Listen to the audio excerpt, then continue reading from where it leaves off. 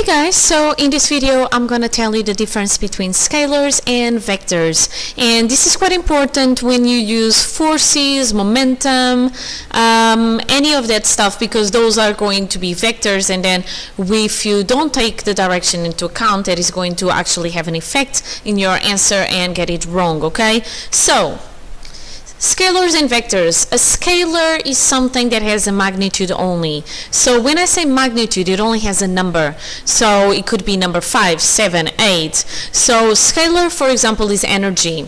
Energy has a number. You can have 100 joules, you can have 200 joules, any of these things.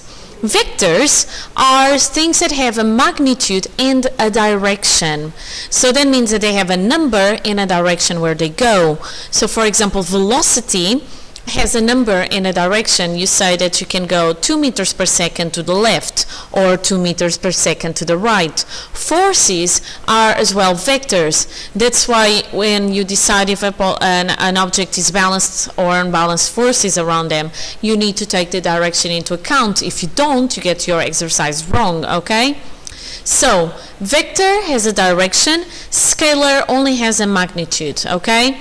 So I have here an example. Distance is going to be a scalar, so distance is the distance that you move. So for example, from going from start to end, I may not be able to go it in a straight line, and I kind of need to go around and all that stuff. So that's this distance that I move, is the scalar, the number of meters I moved. Displacement is going to be the vector on how much I displaced from start to end. How much was the distance that I traveled in a straight line, so in terms of vectors, okay?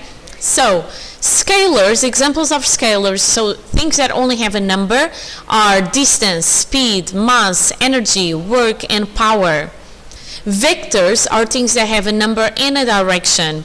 These are displacement, which is kind of the vector for distance. Velocity, kind of the vector for speed. Force, so mass is the mass in kilograms. The force can be the force of attraction, so the gravitational force, so that's the mass going in a direction. So it's not the mass in a direction, but it's kind of, if it would be the vector of a scalar, would kind of be of the mass, okay? And then there are forces that you apply as well. Acceleration, force equals mass times acceleration. So force equals a scalar times acceleration. Acceleration, therefore, is a vector. Weight, which is the gravitational force, and momentum, they are all vectors, okay? So I think that's it actually. Oh no, I forgot to tell you something. So you need to know very well if things are scalars and vectors. Now, vectors are represented in such a way with an arrow. So I call the beginning of the vector the tail, the point where the whole vector ends and the direction it shows is the head. The magnitude is going to be the length of the vector, and of course the direction of the head gives you the direction of the vector. So if I have a greater magnitude, so greater number for my vector, I will have a longer vector. So for example, I have here 5 different vectors representing force. I know they are representing force because the units are newtons, okay?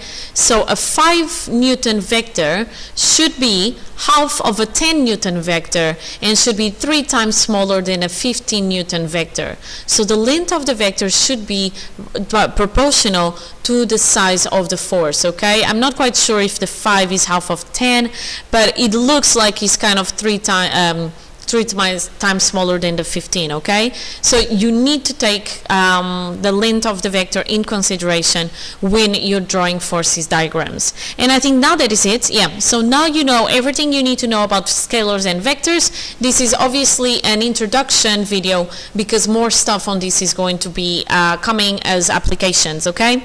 So up to my next video. Be happy and healthy. Bye!